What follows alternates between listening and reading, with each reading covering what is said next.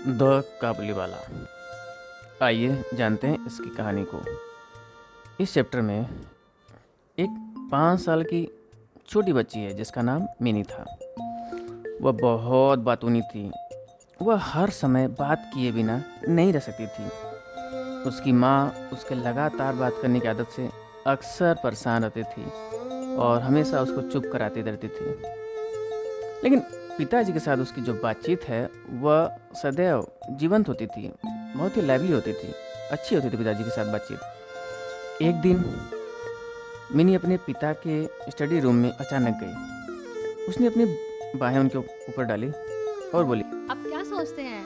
भोला कहता है बादलों के मध्य एक हाथी है जो अपने सूंड से पानी गिराता है, इसलिए बारिश होती है। इससे पहले कि उसके पिता उत्तर देते वह दौड़कर खिड़की के पास गई और काबुली वालों को देखकर जोर से चीख कर बोली, एक काबुली वाला, एक काबुली वाला।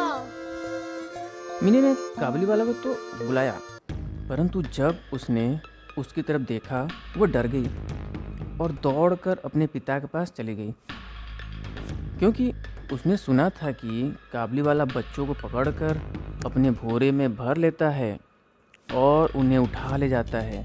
क्योंकि काबुली वाला देखने में भी काफ़ी उसको लंबे लंबे दाढ़ी थे और पगड़ी बांधे हुआ था, एकदम पठान दिख रहा था। वो देखने में भी वो बड़ा खतरनाक लग रहा था उसके नज़रिए से।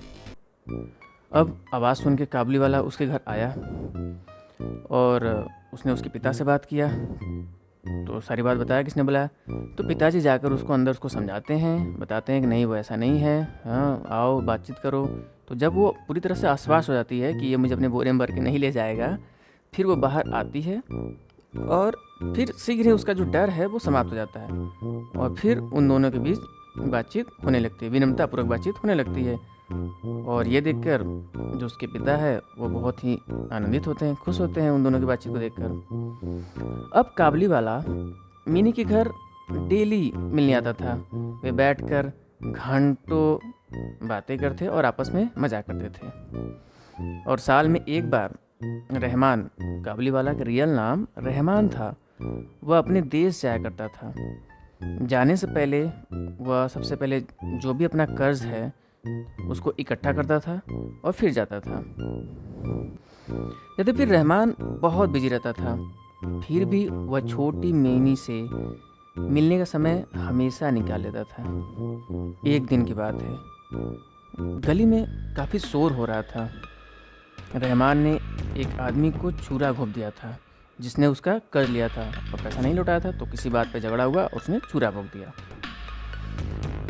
और इस क्राइम के लिए, इस अपराध के लिए उसे जेल भेज दिया गया।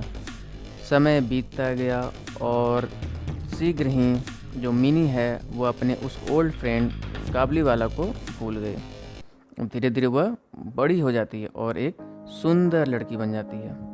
उसके पिता ने उसका शादी कहीं फिक्स कर दिया था और जिस रात मिनी की शादी होने वाली थी, जैसा कि सभी होता है, लोग बिजी रहते हैं, तो उसके पिता भी सभी तैयारियों में बिजी थे।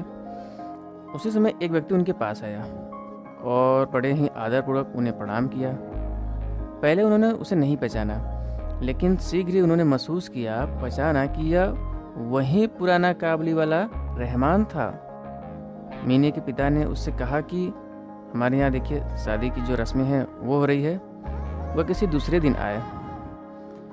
वह जाने ही वाला था कि वापस मुड़ा और बोला, क्या मैं छोटी बच्ची को देख सकता हूँ श्रीमान? वो अभी भी समझ रहा था कि मिनी एक छोटी सी बच्ची है। मिनी के पिता ने लेकिन उसे फिर बताया कि देखिए शादी है मेरे यहाँ, उसकी बेटी की शादी है और जो रस्में हैं, जो रिचुअल्स है वो सभी चल रही हैं। तब काबुली वाला ने मिनी के लिए कुछ सूखे जो किशमिश था, अखरोट था, बादाम था, उसका एक छोटा सा थैला दिया और बोला, इसे इस छोटी बच्ची को दे देना। मेरे पास भी उसी की तरह एक छोटी बच्ची है और उसी को सोच कर मैं यह फल लाया हूँ। मिनी के पिता अपने आंसुओं को रोक न सके। उन्होंने महसूस किया कि गरीब काबुली वाला भी एक पिता है। उन्होंने मिनी को बुलाया, जो एक दुल्हन के रूप में सजी हुई आई। छोटी मिनी तो एक सुंदर स्त्री के रूप में देखकर आश्चर्यचकित हो गया। एकाएक उसने महसूस किया कि उसकी जो अपनी बेटी है वह भी बड़ी हो गई होगी और उसकी आंखों में आंसू आ गए। मिनी के पिता कुछ रुपए निकाले और रहमान को देते हुए बोला, जाओ और अपनी बेटी से मिलो और तुम्हें भी सारी खुशियाँ नसीब हो। जब वो उसके पिता देखते हैं तो उसको आंसू आ जाते हैं, वो भी दुखी हो जाते हैं कि ये भी कितने सालों से अपने घर नहीं गया, इसलिए उसको पैसे देते हैं कि जाओ तुम भी अपनी बेटी से मिलो। मिनी के पिता को शादी के खर्चों में कटौती करनी पड़ी, क्योंकि कुछ पैसा तो दे दिया था उन्होंने, इसलिए उन्होंने जो मिलिट्री बैंड थे और जो इलेक्ट्रिक लाइट थे उसका खर्च वो नहीं उठा सके और इसलिए उन्होंने उसको नहीं रखा अपनी शादी में, बैंड को और जो इलेक्ट्रिक लाइट थे नहीं रखा। किंतु वे बहुत खुश थे कि उनका जो पैसा है एक बार फिर से एक बेटी को उनके लंबे समय से बिछड़े हुए जो पिता है और पुत्री है उनके मिलने में सहयोग करेगी। और वो इसी जो भावना से वो खुश थे कि चलो उनका जो पैसा है वो कुछ अच्छे काम में आएगा। यहीं पर ये कहानी समाप्त हो जाती है।